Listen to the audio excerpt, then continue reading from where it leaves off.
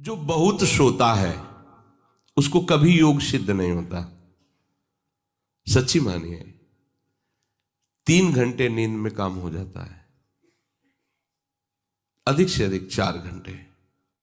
ये सोना हमारे लिए बहुत हानिकारक है और ये सोना हमारे लिए लाभदायक भी है। दोनों बात समझना। जिसका स्वभाव बन जाता है कि जहां बैठे वहीं सो गए, जहां बैठे, ऐसा हमने देखा है, बैठे 2-4 मिनट जहां एका घोंटा बजने लगे। ये क्या है? ये दलिद्राएं क्यों? अरे तुम साधक हो, ये दलिद्रता क्यों? क्या यही उपासना में तुमने सिद्धि प्राप्त की है? जहां बैठ जाओ वहां तुम लड़खड़ा गए, लार बहने लगी, सोने लगे, घोंटा बजने लगे। ये दलिद्रता है, ये तमोगुणी है। ऐसा नहीं। एक बार नींद को समय दिया है, 3 घंटे 4 घंटे, आ जाए तो आ जाने, उसको निमंत्रण नहीं देना, राधा राधा राधा, और जग कर फिर वैसे ही अपनी दिनचर्या, कोई भी फर्क नहीं पड़ना। आप अभ्यास कीजिए, कोई फर्क नहीं पड़ेगा। कई दिन बराबर जगने पर भी आपकी दिनचर्या पे कोई फर्क नहीं पड़ेगा।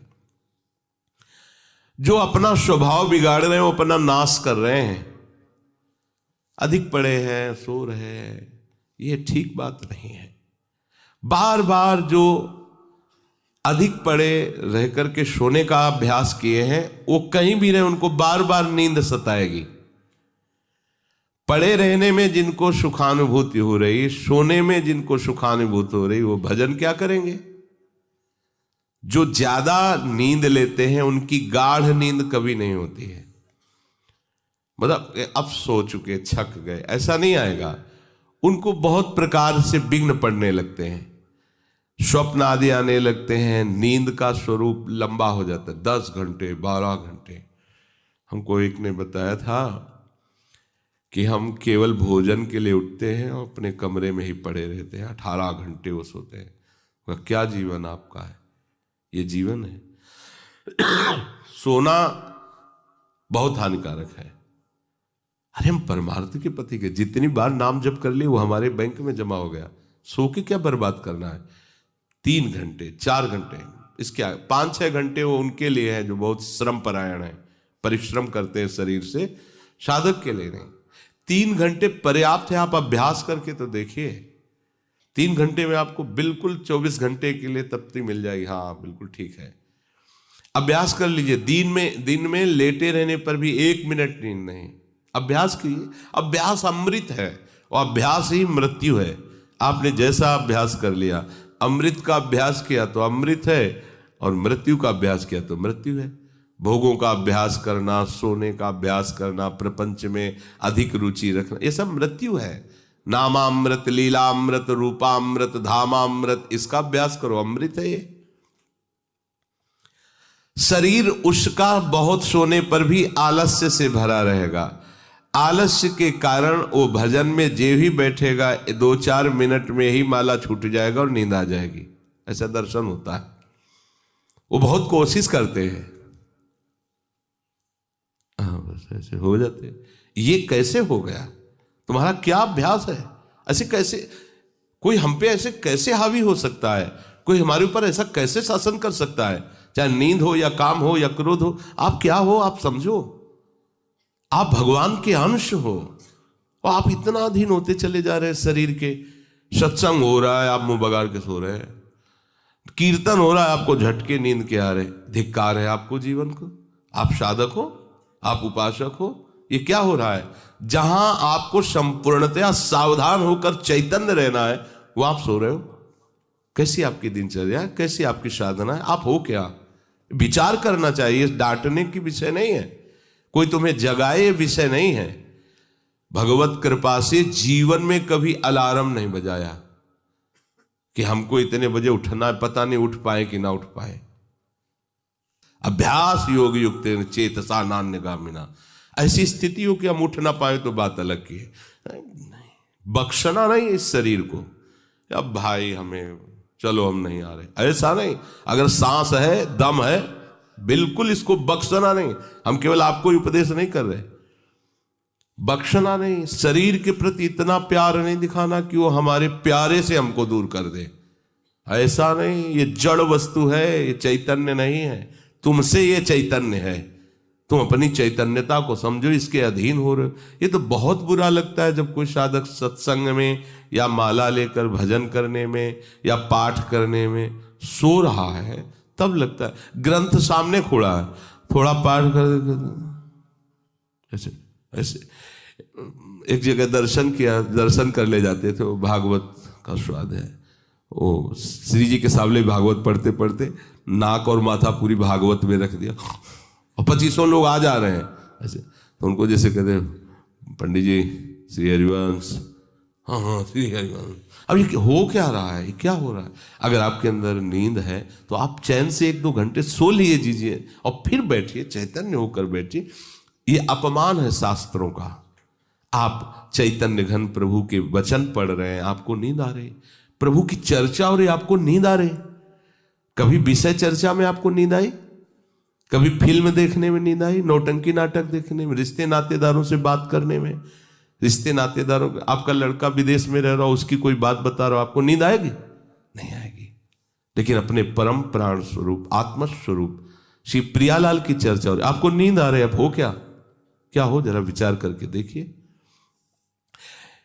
तो ये आलस्य के कारण उसके भजन में भारी बाधा हो जाएगी।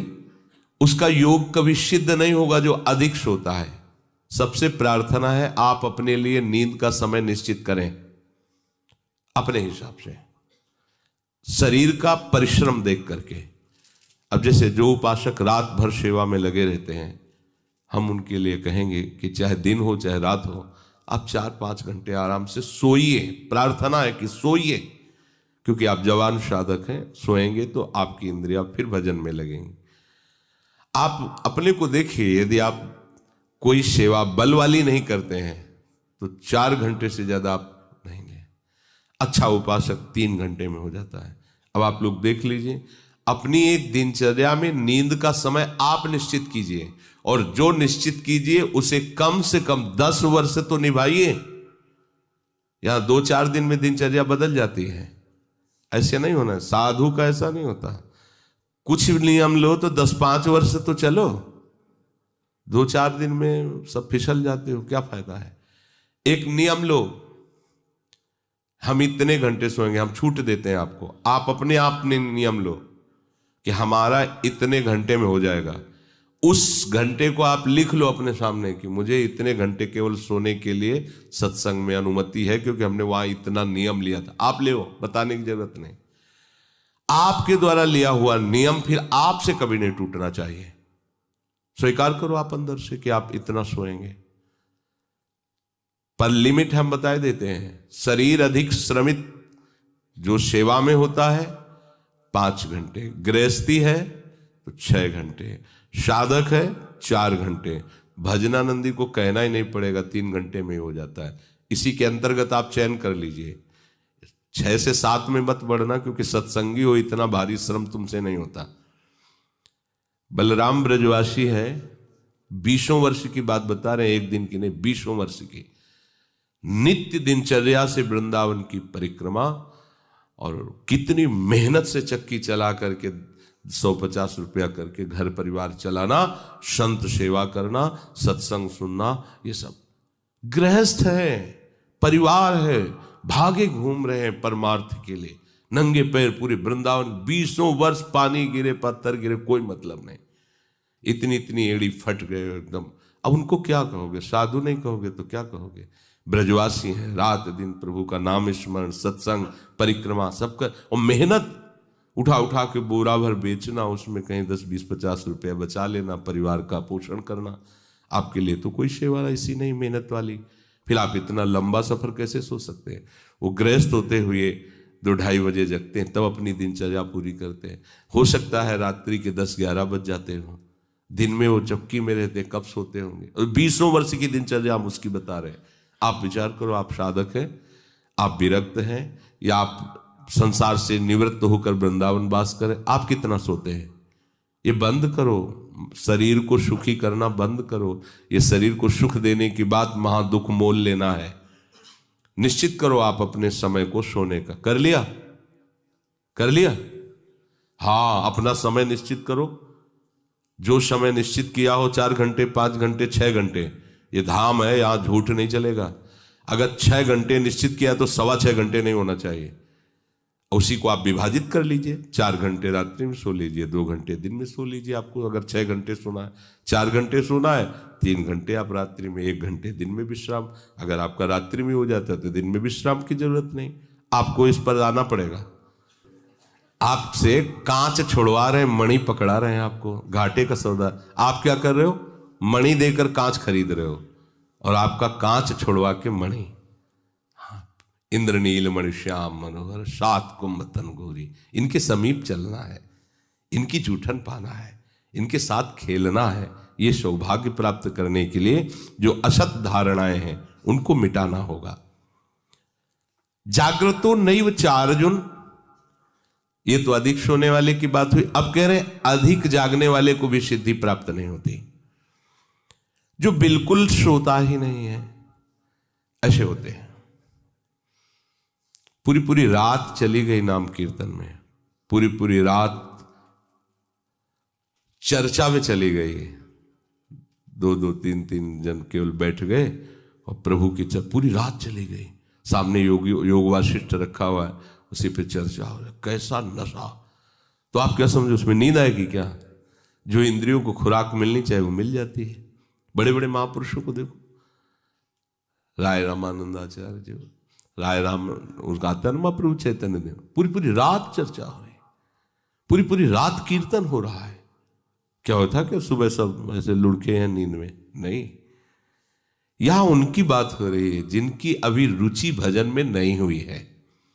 उनको समय से सो जाना चाहिए, समय बर्बाद नहीं करना है।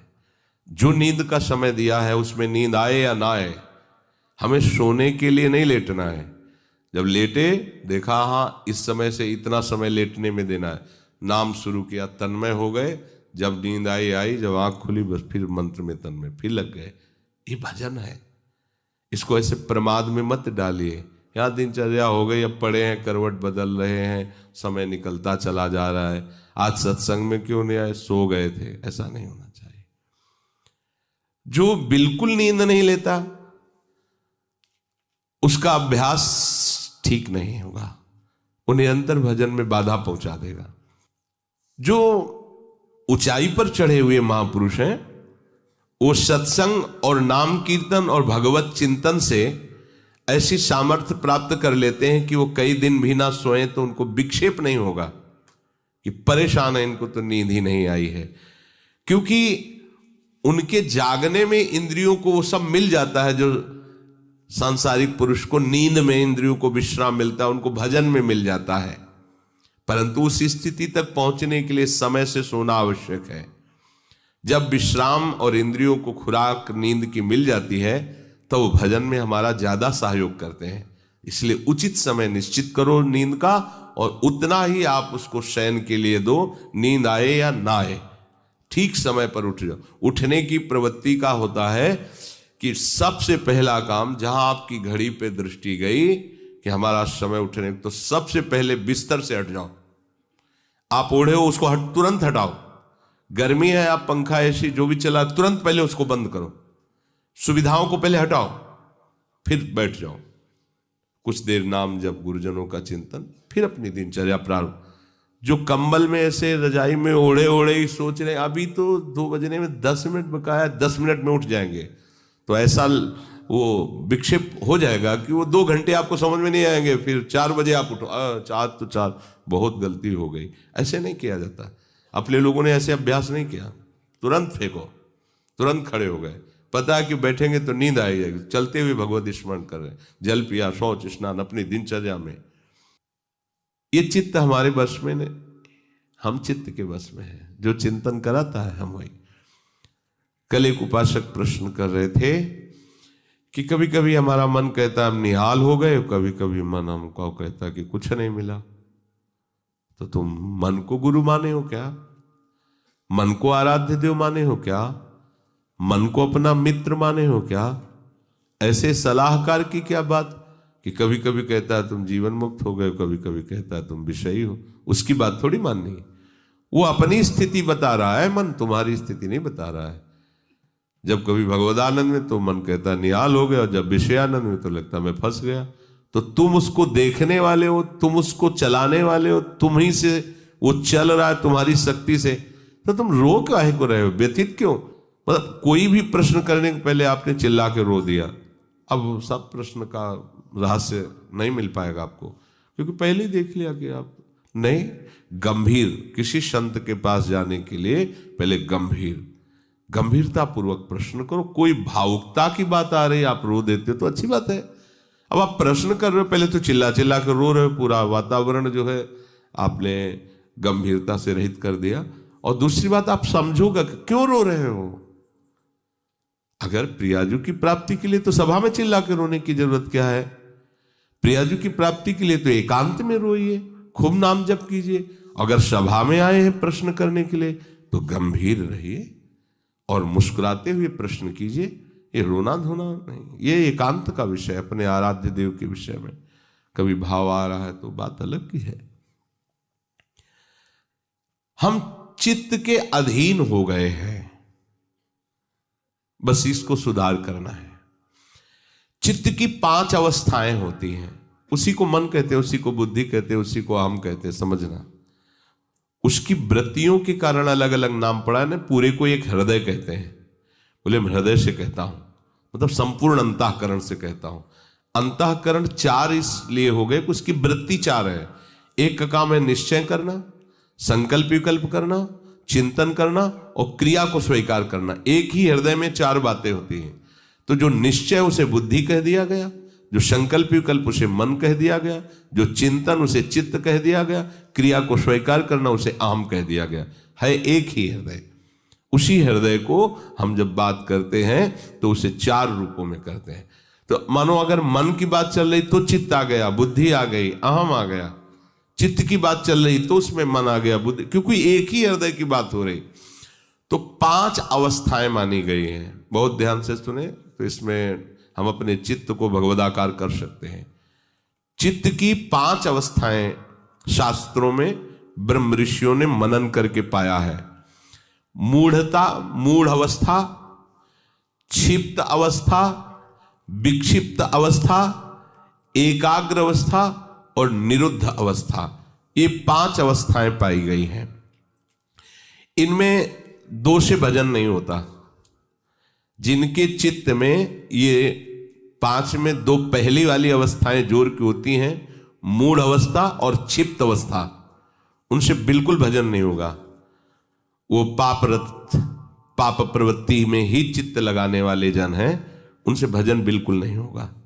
जिनके ये विक्षिप्त, एकाग्र और निरुद्ध ये गौड़ हैं, एकदम दबे हुए हैं, और मूढ़ता और क्षिप्तता ये जागृत है, बहुत विशाल, उनसे भजन नहीं होगा, साधन नहीं होगा। वो पापाचरण रत रहेंगे, दान पुण्य भी करेंगे तो अहंकार की धरा में होगा। अब यहां से शुरू होता है साधन। विक्षिप्त से कभी भजन होता है, कभी विषय चिंतन होता है। ये विक्षिप्त चित्त का होता है। कभी प्रभु अच्छे लगते हैं, कभी संसार अच्छा लगता है। अभी ये आगे पद्धति नहीं बढ़ी, ये विक्षिप्त है, पर ये अधिकारी है भजन का। इस अधिकार वाले उपासक को जब साधु संग मिल जाता है और सत्संग मिलता है, तब वो बार बार सत्संग के प्रभाव से विक्षिप्तता को अगली पद्धति में बदल देता है, एकाग्र। अब वो एकाग्र होने लगता है कि मेरे जीवन का उद्देश्य केवल भजन है, केवल प्रिया प्रीतम की प्राप्ति है। नहीं, अब संसार को मैं नहीं मानूंगा कि संसार मेरा है, संसार के संबंध मेरे हैं। सत्संग के द्वारा ये विक्षिप्तता एकाग्रता में बढ़ गई, और जब एकाग्रता में अपने आराध्य देव के चिंतन में तन्मय हुआ तो उसे आनंद मिलने लगा, तो सविकल्प समाधि में उसकी गति हो गई। सविकल्प, अभी विकल्प चल रहा है पर वो सम अवस्था को प्राप्त हो रहा, आनंद का अनुभव होने लगा। विक्षिप्त से भजन प्रारंभ होता है, एकाग्रता में उसको आनंद का अनुभव होने लगता है, और आगे है निरुद्ध अवस्था, चित्त के चलने की गति ही खत्म हो गई, अपने आराध्य देव में चित्त फंस गया, निरुद्ध हो गया। इसे कहते हैं निर्विकल्प समाधि। आप कोई कल्पना नहीं रह गई, केवल सम अवस्था, भगवदाकार वृत्ति, परमानंदमय। अभी ये चित्त प्रिया प्रीतममय हो गया। क्षिप्त अवस्था और मूढ़ अवस्था ये भजन नहीं होने देते। विक्षिप्त अवस्था से भजन प्रारंभ होता है, एकाग्रता में भजन का सुख मिलता है। इसके आगे जब एकाग्रता ऐसी बढ़ती है कि अपने आराध्य देव के सिवा कुछ चिंतन ही नहीं करता चित्त, तो उसे निर्विकल्प समाधि कहते हैं। वो हर समय आओ स्वामी जी महाराज कह रहे, चित्त न डुला इतुत आओ समाधि भीतर। अब वो उठते बैठते चलते फिरते क्रियारत होते हुए भी समाधि में रहता है। अपने आराध्य देव में चित्त निरुद्ध हो गया, अब चित्त पंग हो गया, अब हटाने से भी नहीं हटेगा। तो चित्त की सार्थकता है निरुद्ध अवस्था में पहुंचने की। गोपीजन इसी अवस्था की महापुरुष है। सब क्रियाएं घर की हो रही है और मुरारी पादार्पित चित्त वृत्ति। अम्बरीश जी इसी अवस्था के महापुरुष हैं, सम्राट पद पर हैं, लेकिन सावई मन कृष्ण पदार विंदयो, निरुद्ध हो गया मन प्रभु के चरणार विंद में। यदा विनियतम चित्त मात्मन्ये वावतिष्ठते, जिस काल में चित्त आखिरी अवस्था को पहुंच जाता है, निरुद्ध अवस्था। एकाग्रता में भी पहुंचना बहुत बड़ी सिद्धि है, पर अपने लोग जो सब हैं विक्षिप्त अवस्था में है। कभी संसार का आकर्षण, कभी प्रभु का आकर्षण। लेकिन मूढ़ता और क्षिप्तता में प्रभु का आकर्षण होता ही नहीं है।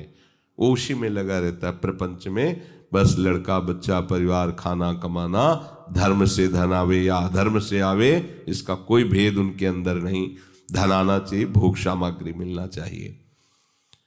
जो विक्षिप्त अवस्था से भजन प्रारंभ होता है वो संत संग से एकाग्र होता है, और भजन का जहां आनंद मिला वो निरुद्ध हो जाए, फिर छोड़ नहीं सकता। फिर तो चित्त प्रभु के चरणों में, या चित्त चोर ने चित्त को चुरा लिया। ये जो स्थिति है उसे कह रहे हैं विनियतम चित्तम यदा। यदा माने उस समय जिस काल में चित्त निरुद्ध अवस्था को प्राप्त हो जाता है,